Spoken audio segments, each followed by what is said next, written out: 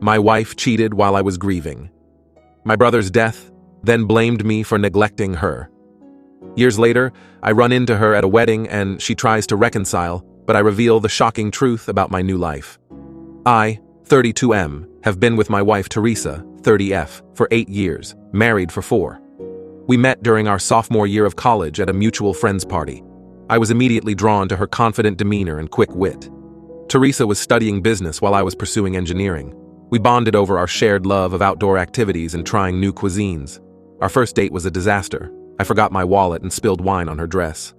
But Teresa laughed it off, and we ended up having a great time walking around campus and talking for hours.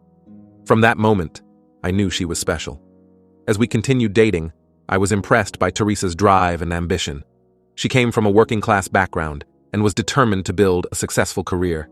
I admired how she balanced her studies with a part-time job and internships. Teresa pushed me to step out of my comfort zone, encouraging me to apply for competitive internships and leadership positions in student organizations. After graduation, we both landed good jobs in the city.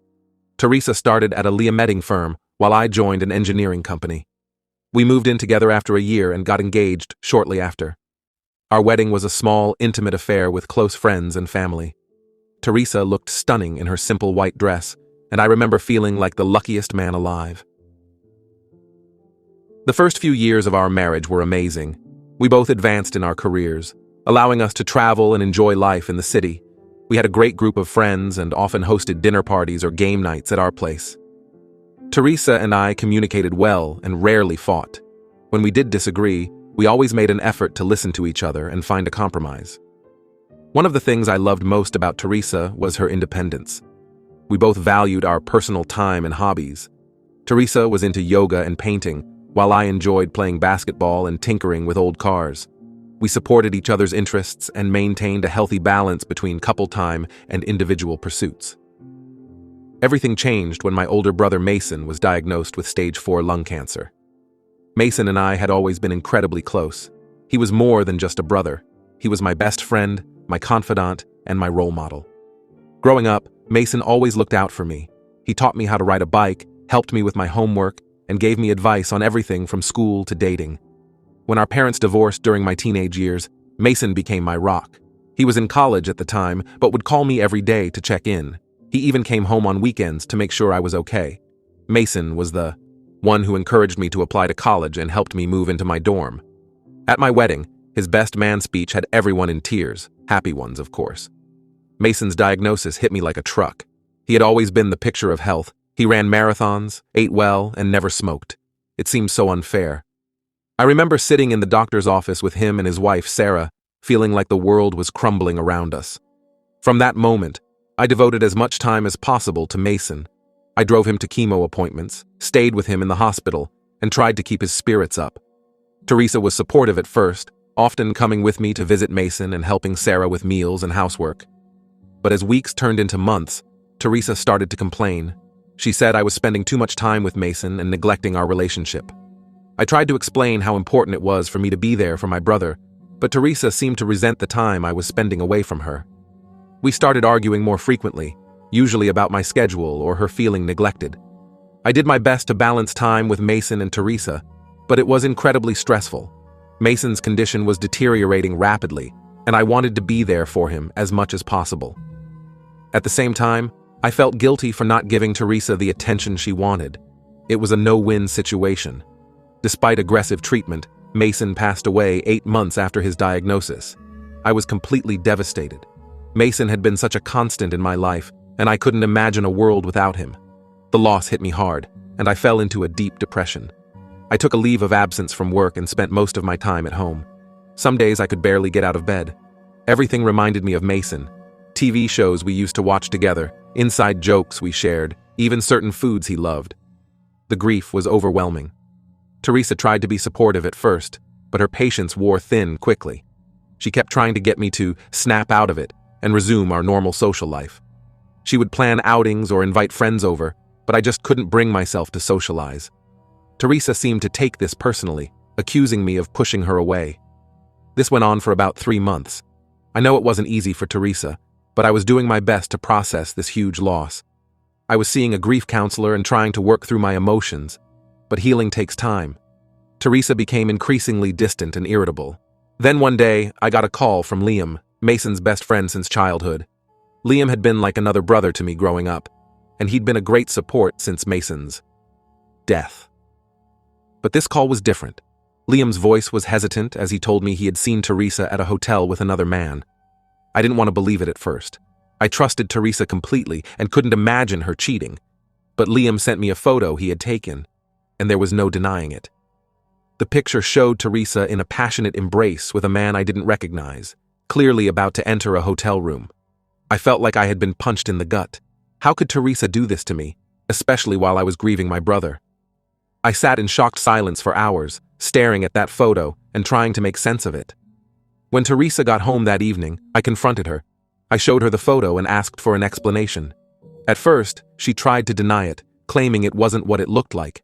But when I pressed her, she broke down crying and admitted to having an affair with a coworker for the past 2 months. Teresa's excuses made me feel sick. She said she felt lonely and neglected while I was grieving. She complained that I wasn't meeting her needs and that she deserved to be happy.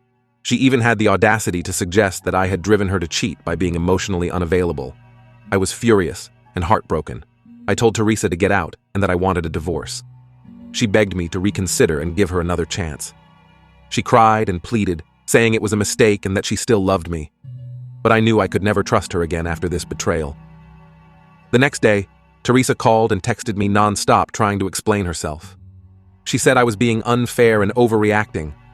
According to her, I had emotionally abandoned her first by spending so much time with Mason and then withdrawing while grieving. She actually tried to blame me for pushing her to cheat. I'm at a complete loss. How could the woman I loved and trusted for 8 years do this to me, especially while I was grieving my brother? And now she's trying to turn it around on me like I'm somehow at fault. Am I crazy for refusing to even consider reconciling? I feel like my whole world has been shattered. I keep replaying our relationship in my mind, wondering if there were signs I missed.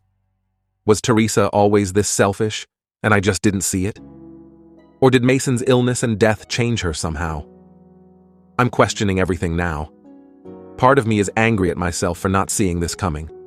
Maybe if I had tried harder to balance my time between Mason and Teresa, this wouldn't have happened. But then I remind myself that a loving partner would have understood and supported me during such a difficult time. I haven't told many people about Teresa's affair yet. I'm embarrassed and don't want to deal with everyone's reactions, but I know I'll need support going forward, especially if I go through with the divorce. I'm not sure what to do next. The thought of going through a divorce while still grieving Mason is overwhelming. But I also can't imagine staying with someone who could betray me like this. Any advice would be appreciated.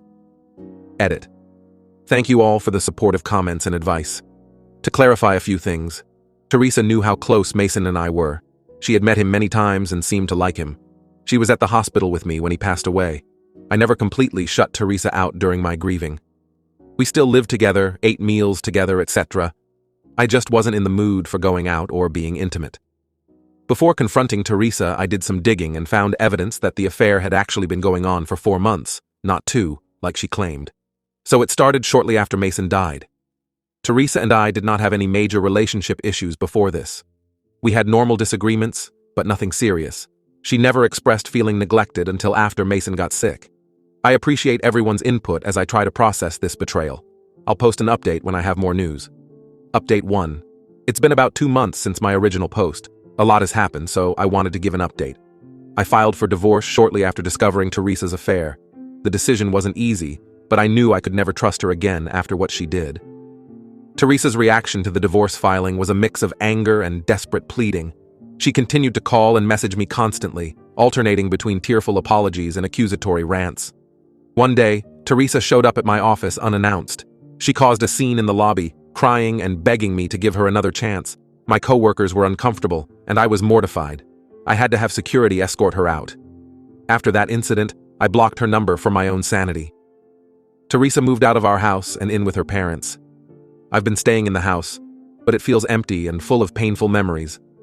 I'm considering selling it and finding a new place. But the thought of going through another big life change right now is overwhelming. Through mutual friends, I heard that Teresa was telling everyone that I had mentally abused her by abandoning her emotionally. She claimed that I had refused to communicate or work on our marriage, leaving her no choice but to seek comfort elsewhere. It was infuriating to hear these lies being spread about me. Some of our friends have taken sides in the divorce. Most have been supportive of me, but a few believe Teresa's version of events. I've lost a couple of friendships over this, which hurts on top of everything else. I'm trying to focus on the people who have stood by me. The divorce proceedings have been messy. Teresa is trying to claim that she deserves half of everything, including my inheritance from Mason. My lawyer assures me she has no legal right to it, but she's dragging out the process anyway. It feels like a slap in the face that she would try to profit from my brother's death after betraying me. I've been struggling a lot with depression and trust issues in the aftermath of all this. Some days, it's hard to even get out of bed. I've lost weight because I rarely have an appetite. My performance at work has suffered, but thankfully, my boss has been understanding. One positive development: I reconnected with an old friend from high school, Olivia. We bumped into each other at a coffee shop and got to talking. Olivia lost her mom to cancer a few years ago, so she really understood what I was going through with Mason. We've been hanging out as friends, and it's been nice to have someone who gets it. Olivia and I have a lot in common that I'd forgotten about. We were both on the debate team in high school and share a love of classic movies. She's been introducing me to new music and podcasts, which has been a welcome distraction. Olivia doesn't push me to talk about Teresa or the divorce, but she's a good listener when I need to vent. Teresa found out I was spending time with Olivia and completely flipped out. She showed up at my house unannounced, screaming that I was a hypocrite for moving on so quickly while vilifying her. She accused me of having an affair with Olivia, which is absolutely not true. I had to threaten to call the police before she would leave. The whole situation has been a nightmare, but I'm taking it one day at a time. I'm focused on healing and figuring out who I am outside of my relationship with Teresa. I'm grateful for the support of my family and friends during this difficult time. I've been trying to honor Mason's memory in positive ways. I made a donation to the cancer center where he was treated and have been volunteering there when I can. Mason's wife, Sarah, and their kids have been a great source of support. We get together for dinner often, and it helps to talk about Mason with people who loved him as much as I did. There are still moments when I miss Teresa and the life we had together. But then I remind myself of her betrayal and how she's behaved since I found out. It helps reinforce that I'm making the right decision by ending the marriage. I'm not ready to think about dating again. The thought of putting myself out there and risking another heartbreak is terrifying. For now, I'm focusing on rebuilding my life and healing from everything that's happened. I'll post another update once the divorce is finalized. Thanks again to everyone who has offered kind words and advice. It really does help to know I'm not alone in this. Update 2. It's been about 6 months since my last update. The divorce was finally finalized last week, much to my relief. Teresa fought me every step of the way, trying to drag out the process and get more money. In the end, we split our joint assets 50-50, and she didn't get any of my inheritance from Mason. The day after the divorce was official, Teresa showed up at my office again. She was crying and begging me to reconsider, saying she had made a terrible mistake and still loved me. I calmly but firmly told her it was over and asked her to leave. She refused, causing a scene until security had to escort her out. It was humiliating, and I ended up taking the rest of the day off work. My boss called me into his office the next day. I was worried he was upset about the disruption, but he was actually very understanding. He shared that he had gone through a messy divorce years ago and offered me some time off if I needed it. I was grateful for his support and understanding. On a more positive note, things have been going well with Olivia. What started as a friendship has slowly developed into something more. We've been officially dating for about 2 months now. Olivia is kind, understanding, and patient with me as I continue to work through my trust issues. She encourages me to talk about Mason and never makes me feel bad for still grieving. Olivia and I have been taking things slow, which I appreciate. We enjoy cooking meals together, going for long walks, and binge-watching TV shows. She's been helping me rediscover old hobbies that I had neglected during my marriage, like playing guitar and photography. I've also been focusing on myself. I joined a gym, started learning guitar, and have been traveling more. It feels good to rediscover who I am as an individual. I took a solo trip to the mountains, something I'd always wanted to do, but Teresa wasn't interested in. It was refreshing to have time alone with my thoughts and nature. Teresa continues to badmouth me to anyone who will listen. She's told mutual friends that I'm cold and unfeeling, that I never really loved her, and that Olivia and I must have been having an affair before our divorce. It's frustrating, but I'm trying not to engage with her drama. I've been spending more time with Mason's family. His kids are growing up so fast, and it's bittersweet to see them reach milestones that Mason isn't here for. We've started a tradition of having Sunday dinners together, sharing stories about Mason and keeping his memory alive. Last month would have been Mason's birthday. It was a tough day, but Olivia suggested we do something to honor him. We ended up organizing a small charity run in Mason's name, with proceeds going to cancer research. It felt good to channel my grief into something positive. Overall, I'm in a much better place than I was a year ago. I still miss Mason terribly, but the pain isn't as raw. I'm cautiously optimistic about my future with Olivia, and I'm proud of myself for standing my ground and not letting Teresa manipulate me into reconciling. There are still tough days, of course. Sometimes I wake up feeling angry at Teresa for throwing away our marriage. Other times I miss the future we had planned together, but I'm learning to sit with these feelings without letting them overwhelm me. Thanks again to this community for all the support. It really helped me get through some dark times. I'm not sure what the future holds, but I'm feeling hopeful for the first time in a long while. Update 3. It's been about a year since my last update. Life has settled into a new normal, and I wanted to share some final thoughts on this whole situation. Olivia and I are still together and going strong. We recently moved in together and adopted a dog. She's been an incredible support through everything. I still have moments of insecurity or doubt, but Olivia is always patient and reassuring. Our relationship isn't perfect. We've had our share of disagreements and challenges. But we always make an effort to communicate openly and work through issues together. It's refreshing to be with someone who values honesty and mutual respect. I ran into Teresa at a mutual friend's wedding a few months ago. It was awkward, but we managed to be civil. She apologized again for her behavior during our divorce and said she was in therapy working on herself. I wished her well, but made it clear I wasn't interested in rekindling any kind of relationship, even a friendship. Seeing Teresa brought up a mix of emotions. Part of me felt angry all over again, remembering her betrayal and the pain she caused. But I also felt a sense of closure. Talking to her, I realized how much I've grown and healed over the past couple of years. The grief over Mason comes in waves now. Some days are harder than others, especially around his birthday and the anniversary of his death. But I've found healthy ways to cope and honor his memory. I volunteer at the hospital where he was treated and have gotten close with his wife and kids. Mason's oldest son, who's now 14, has been having a tough time lately. He's been acting out at school and struggling with anger issues. I've been spending more time with him, taking him to basketball games and just being there to talk. It feels good to be there for him the way Mason always was for me. Olivia and I have talked about our future together. We're not in a rush to get married, but we both see this relationship as long-term. We've discussed having kids someday, which is something I never thought I'd want after everything that happened with Teresa. It's scary to think about opening my heart like that again, but Olivia makes me feel safe. Work has been going well. I got a promotion a few months ago, which has been both exciting and challenging.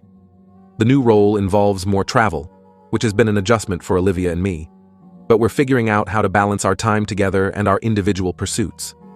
I've been trying to reconnect with old hobbies and interests. I joined a local amateur baseball league, something I loved in college but gave up when life got busy. It's been fun to get back on the field and meet new people. Olivia comes to my games when she can, cheering me on from the stands. Looking back, I can see now how toxic my relationship with Teresa had become, even before the cheating. We had grown apart, but were both too scared to admit it. While I'll never excuse her affair, I've made peace with what happened and am focused on the future. There are still moments when I wonder, what if? What if Mason hadn't gotten sick? What if I had noticed Teresa pulling away sooner? What if I had handled things differently? But I'm learning to let go of those thoughts and focus on the present. I'm not the same person I was when I wrote that first post 2 years ago. The pain and betrayal changed me, but not all of those changes have been bad. I've learned a lot about myself, about resilience, and about what I really want in a partner and in life. To anyone going through similar circumstances, it does get better. Take time to heal, surround yourself with supportive people, and don't be afraid to start over. You deserve happiness and someone who truly values you. This will be my final update on this saga. Thank you all again for the kindness and encouragement over the past couple years. It made a world of difference during the darkest times. I'm looking forward to the future, whatever it may bring. This video, please be sure to like and subscribe to the channel for more videos like this, and give us your thoughts about the stories in the comments section. Thank you and see you in the next video.